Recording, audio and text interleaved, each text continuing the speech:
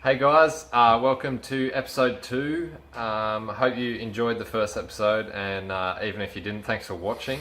Just a quick recap on the first episode. Yeah, so in the first episode you saw we got all the suspension and brakes and everything out of both cars. In this episode you're going to see we're going to start putting the stuff into the front of the car, so hopefully you enjoy it. Alright.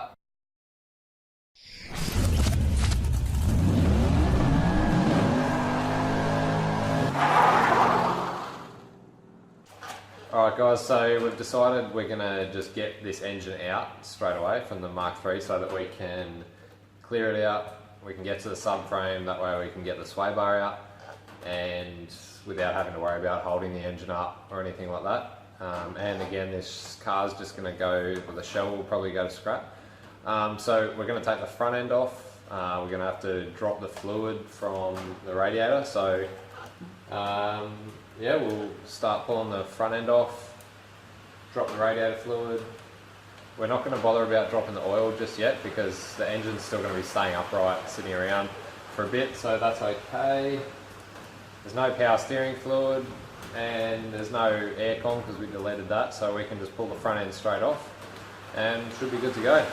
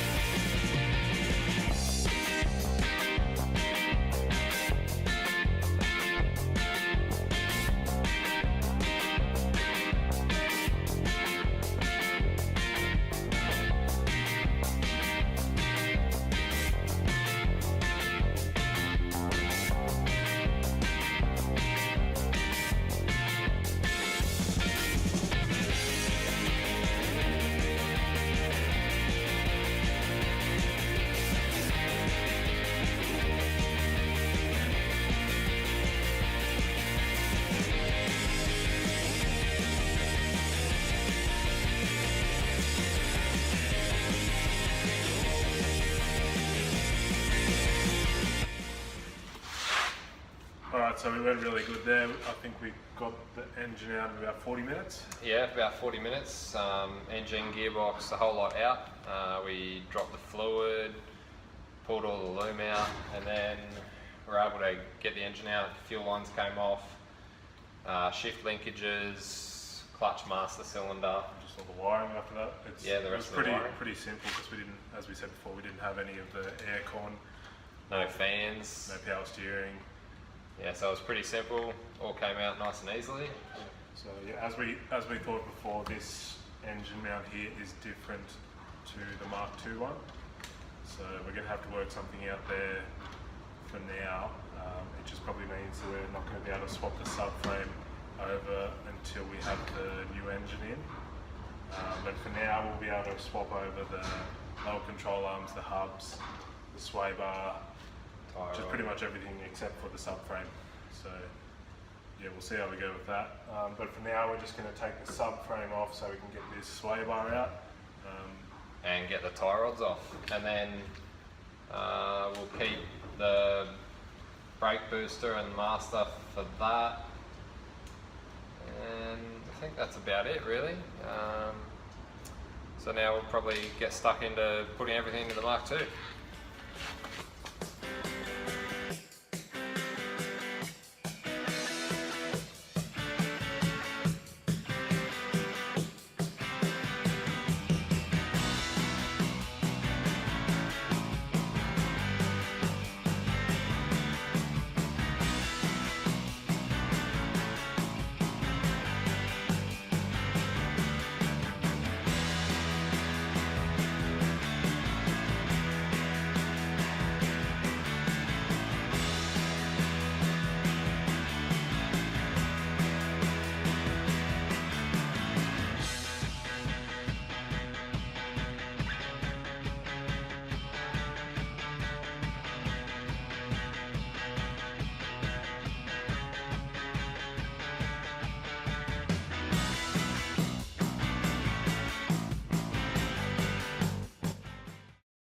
so we've swapped over the sway bars. You can see the difference in diameters between the two.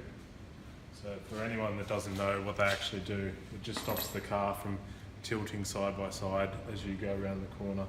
So the thicker the sway bar, the less the car is going to sway. So that just gives you a bit more control.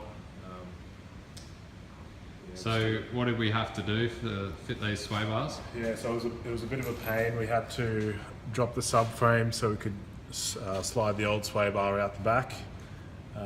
We then struggled to get the bushing and the new sway bar in there because it's obviously thicker going in the same size hole.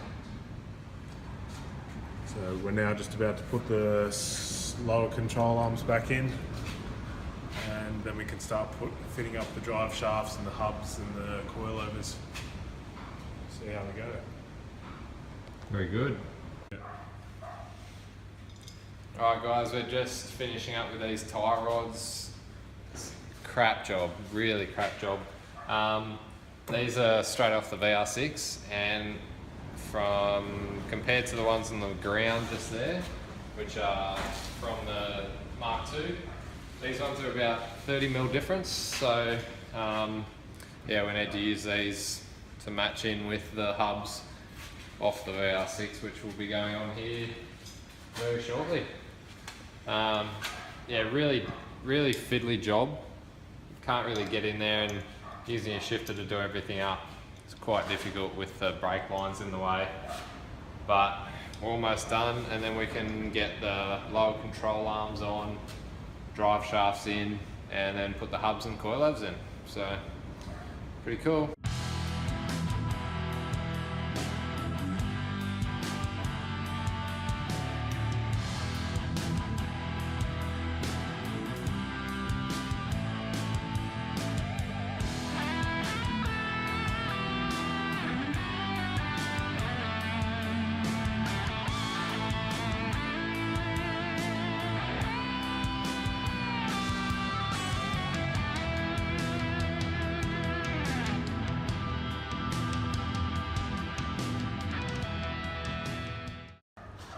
Alright, so we've got both control arms in now. Zale managed to fuck one of the threads. Hey. Oh, sorry.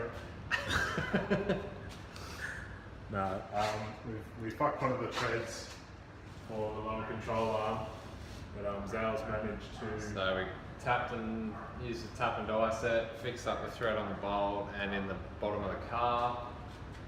And yeah, control arms are on, tie rods on, drive shafts are in, so now we're ready to put the hubs on and the coilovers. And see if the brake lines fit. Hopefully they do. If not, it's probably just a thread. We can get a new brake line made up pretty cheap, like $80 or something like that. So hopefully we can get these coilovers in and the hubs on and put it back on the ground. See what else we can break.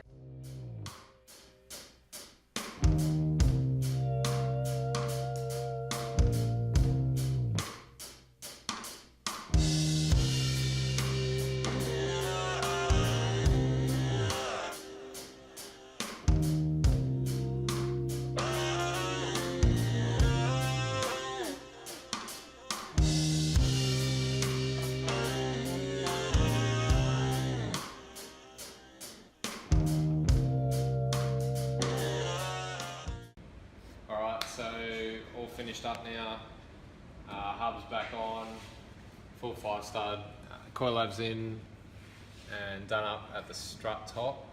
We've just put as much camber as we can in at the moment, just so that we can try and get the stock wheels in. So hopefully we're going to chuck these Audi pepper pots on shortly and see if that fits. Everything else is done up. Good news is brake lines fit, so they did up well here. Can't really see, but we'll show you in a sec. So yeah, we can basically put this back on the ground and should be able to drive it. So we'll just give you a quick look underneath, show you what we've done. So we've got the new control arms on, all new bushes and control arms. Can you see that brake line up there? Yep. Yep. Big sway bar, which appears to hit on the control arms a little bit, but that's pretty normal because it happens on 2 of our other cars. The new tie rods are in there. And yeah, I think the track is about 25 mil extra on each side. So yeah, that's finished product for the... We use the Mk2 subframe in the end, which keeps the Mk2 steering rack. So everything we've changed has been the lower control arms, hubs, brakes, drive shafts, tie rods and coilovers. Alright, front is done. We've got all the suspension and brakes in the front of the Mk2. Yeah, you would have seen in there that we ended up using the Mk2 subframe and steering rack. Now I have done a bit of research since we filmed that little bit there, and yeah, you can either use the Mk2 subframe and steering rack or the Mk3 subframe and steering rack. So yeah, we've stayed with the Mk2 subframe. It just seemed a much easier job. We didn't have to swap any of the other stuff over. We will probably get a uprated mount for that when the new engine goes in, but it should be fine for now. Yeah, just also to match in with, because we've got yeah, we've got a stage 2 BFI, gearbox, which is made out of Delrin, so it's nearly a solid mount. So yeah, so they were really good in the VR6, and they'll be good in the Mk2 once the new engine goes in. But that back engine mount needs to be... That's right, yeah. So I think it's Widetrack or Vibratronics or something do something, so we'll look into that a bit more when we get up to it. Yeah, so now the front is done, we can get started on the back. But in that episode there was a bit where we said that we'd put the coilovers in and we put the camber, we maxed the camber out, but we thought that the wheels were just going to stick out too far because of the widened track and all that sort of stuff. But once we put it on the ground, it seemed to be fine. So we had probably about 4 degrees camber, and there was heaps of camber. And then would have been sick for that stance life. Yeah. So we actually just dialed it back to about 1 to 2 degrees now, and the wheels still, they're not sticking out from the car, and we can still fit some decent tyres on there. So that's good. So yeah, thanks for watching episode 2. And if you like what you see, just like and subscribe. And we are Oz House on YouTube. See you in the next one. Bye.